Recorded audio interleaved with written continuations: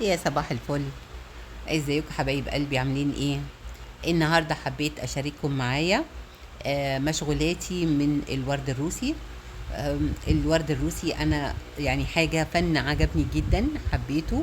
هو ستايل كده يعني من روسيا. المعجون انا اللي عملته، وابتديت ان انا اشكل بيه ورد بطريقه حلوه جدا.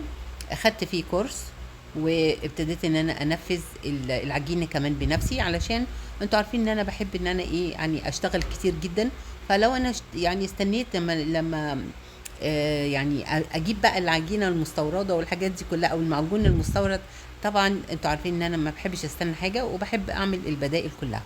فالحمد لله عملتها، وكانت حلوه قوي في منتهى الجمال. زي ما انتم شايفين كده، اللي انا مشتغله بيه ده كله من المعجون بتاعي.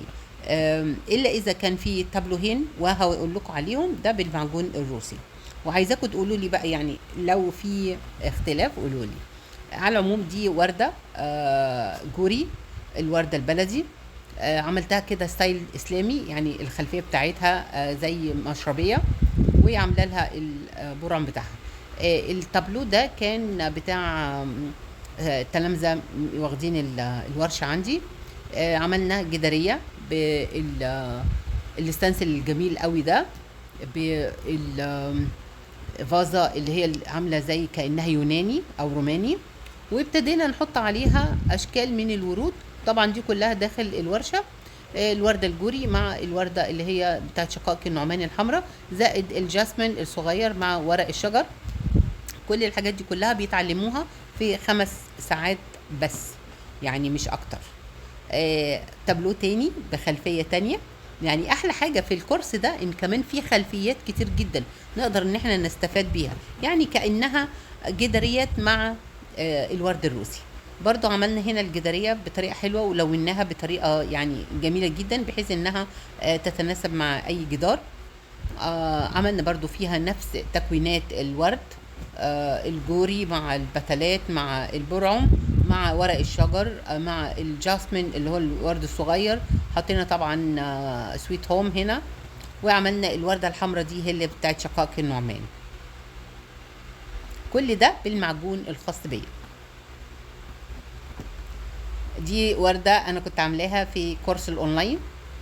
الكورس الاونلاين ده يعني فيه حوالي مثلا 7 8 فيديوهات كده بتعلمك، وهو مفتوح برضو. كل فترة بعمل، كل ما بتعلم وردة بحطها في الكورس ده، وبتبقى يعني كحاجة تعليمية كويسة جدا، بسعر رمزي طبعا، يعني مش بأسعار مبالغ فيها. فعملنا هنا، عملت شقائق النعمان وعرفتهم ازاي تتركب بنفس برضو المعجون بتاعي. ودي ساعة تبع كورس برضو حضور. الساعة دي كانت ده المعجون بتاعي. الساعة دي كانت في منتهى الجمال، ما شاء الله. اللي جت خدت الكورس يعني كانت معجبة جدا بالمعجون، وعملت نفذت منه وردات جميلة جدا. كل ده شغل تلامذتي بإيديهم، يعني أنا بعرفهم فرع واحد، وهم بعد كده ما شاء الله بقعد أقول لهم دي هنا، دي بتتحط هنا، لكن كل طرق السحب دي بإيديهم هم.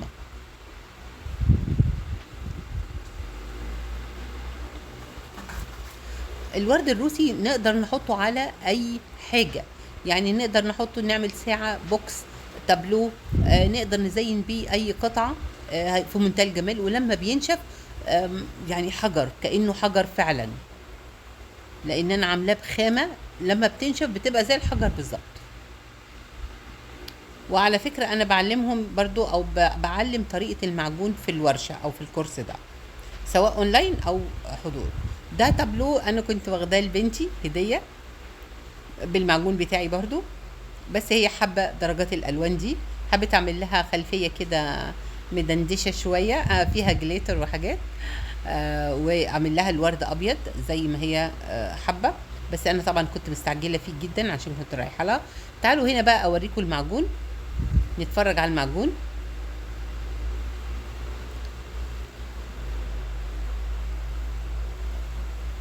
ادي زي ما انتوا شايفينه. انا عملت هنا درجة اللون البيربل عشان كنت عايزة اعمل الورد البنفسج، يعني وردات او زهرة البنفسج. كنت عايزة اعملها برضو تابلو. فطريقة المعجون بتتاخد في الورشة او في الكورس. هي طريقة سهلة جدا، ما فيهاش اي تعقيدات. بالعكس، كل اللي بياخد الكورس سواء اونلاين او حضور يعني بيلاقي ما بيلاقيش صعوبة فيها خالص. انا هنا طبعا عشان الون، انا لونت بالمايكا، المايكا اللي هي لونها بيربل او بنفسجي يعني. فهنا بحاول انعم، لازم انعم السطح وابدا اعمل عمليه السحب. انا هنا واخده اصغر اسباتولا او اصغر سكين معجون، باخد بالطريقه دي. دي عمليه الكشط نفسها او السحب. زي ما انتم شايفين كده التقليمه باينه حلوه قوي، البتله ماسكه نفسها ما بتقعش. اوكي،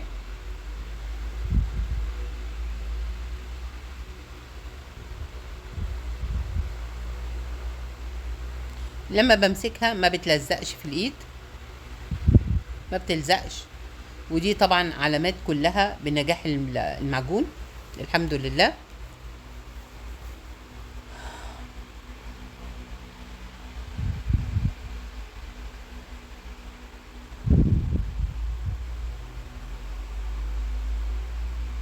انا هنا بعرفكم طريقة وشكل المعجون نفسه بيكون عامل ازاي.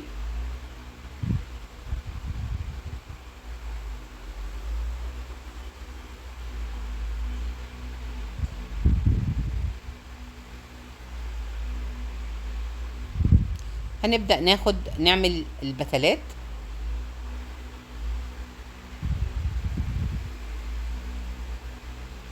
اعلمكم ازاي البتلة نفسها بتتعمل، بتاعة الوردة الجاسمين نفسها، الياسمينة.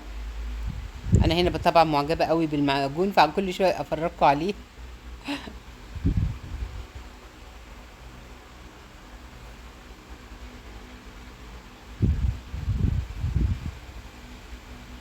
بقرب لكم طبعا الشكل عشان الصورة كانت بعيدة، فبحاول ان انا هنا اقربها اكتر بحيث ان انتوا تشوفوا المعجون عن قرب.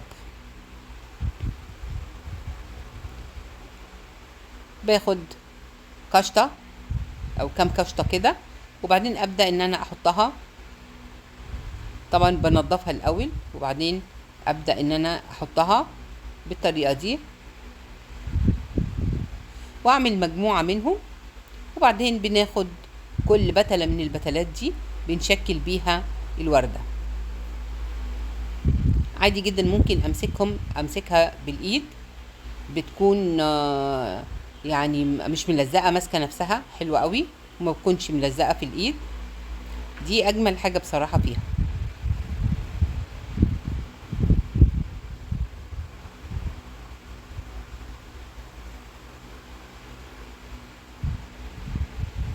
الورشة عندي 5 ساعات. في ال5 ساعات دي بتتعلمي حاجات كتير جدا انت ما بتتخيليش انك انت اتعلمتيها في الزمن القياسي ده. انا كنت الاول عاملاها الورشة على يومين، لكن في ناس بتيجي من اماكن بعيدة فبيقولوا لي لا احنا يعني مبسوطين وعندنا شغف ان احنا نقدر نخلص بقية الورد. فبنقعد 5 ساعات. طبعا من خلال ال5 ساعات دي بقى طبعا بنسمع اغاني حلوة، بنفطر مع بعض، بنشرب القهوة بتاعتنا وبناكل بسكوتات بقى وكيكات وحاجات وحركات. فدي يعني أجمل حاجة في الورشة نفسها، اللمة الحلوة، الروح الجميلة، القعدة نفسها. أنا بحسها إن أنا كأني الواحد علاج نفسي فعلا. أنا بحاول أعمل شوية كده، حوالي مثلا 5 بتلات، دول 7، يبقى أنا كده بعمل إيه أكتر. بس الوردة عندي أنا بتتكون من إيه، من 5 بتلات بس، لأن انتوا عارفين الياسمينة بتبقى ورقها 5 ورقات تقريبا. لكن شايفين جمال المعجون بصراحة، يعني أنا عاجبني جدا وبيعجب أي حد بيجي يشتغل بيه، بيعجبه جدا.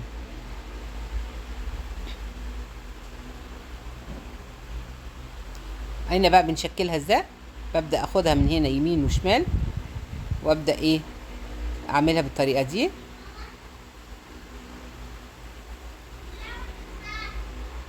وهاخدها ونحطها، يعني ابدا اعملهم كلهم بنفس الطريقه دي.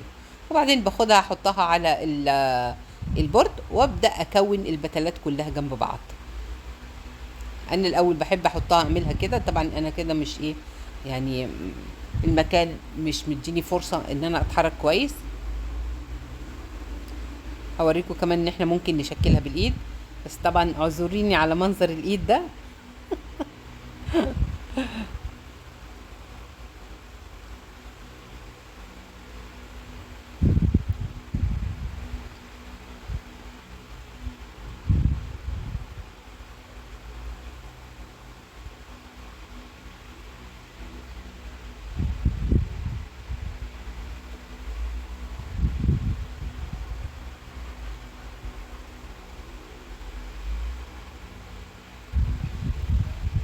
شغل البتلات ده بيبقى صعب قوي.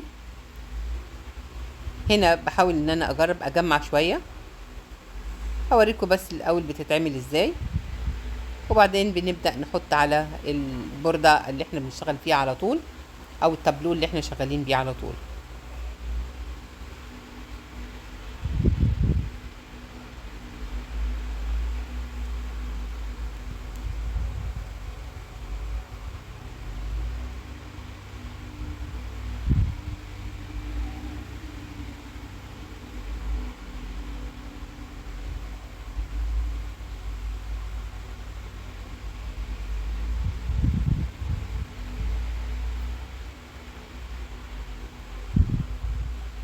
هنا شكل التابلو بعد ما خلص كده، كونا البتلات كلها جنب بعض، وعملت عصفور كده بس طلع عامل زي البطايه، مش عصفور ده، دي بطايه متزغطه.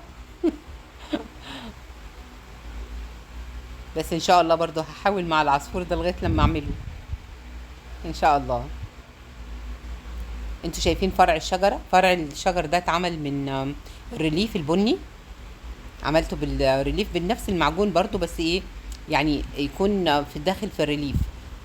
ده العصفور اهو، بس بقول لكم عامل زي البطايه يعني، بس مش اشكال، دي اول تجربه، وانا الحمد لله ما بيأس يعني، وهفضل وراه لغايه لما اعمله. ادي ده شكل البنفسج، زهره البنفسج، نفس الياسمين برضو، بس الياسمين اطول شويه، البتله بتاعتها طويله. ده الياسمين.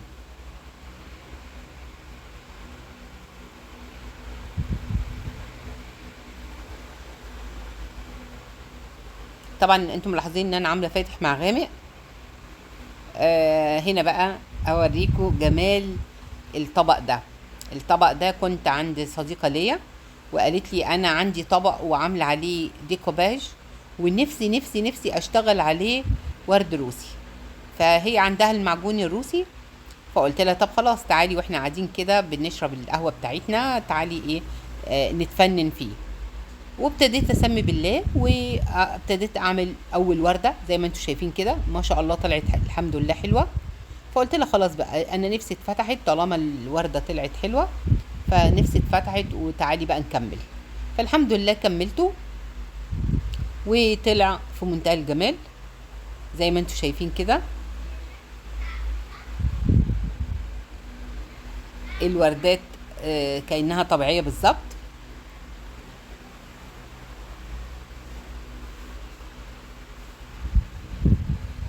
دي مجموعة للأشكال والورود اللي احنا عملناها، فبفرجكم عليها طبعا. ولازم أي حاجة أنا بعملها أسيبها عندي على القناة، تكون مثلا ايه زي تطبيقات، او تكون كمان حاجة تشجع الناس ان هم يشتغلوا ويعملوا وينتجوا، بحيث ان يعني القناة بتاعتي تكون شاملة لكل ايه الشغل اللي انا بعمله. اوكي، سواء على اليوتيوب او سواء في الكورسات عندي.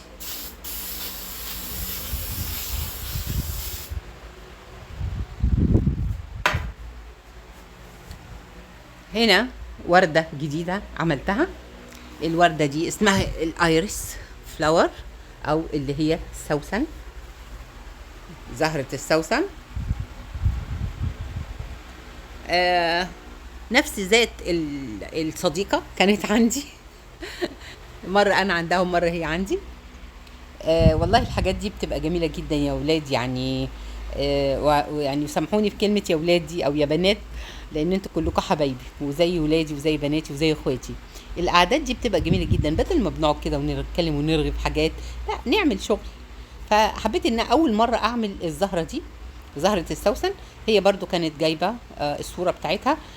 انا بعتبر الحاجات دي تحدي لنفسي، يعني الحمد لله رب العالمين لما كل واحد يتحدى نفسه ما يقولش ايه مش هعرف، انا مرعوب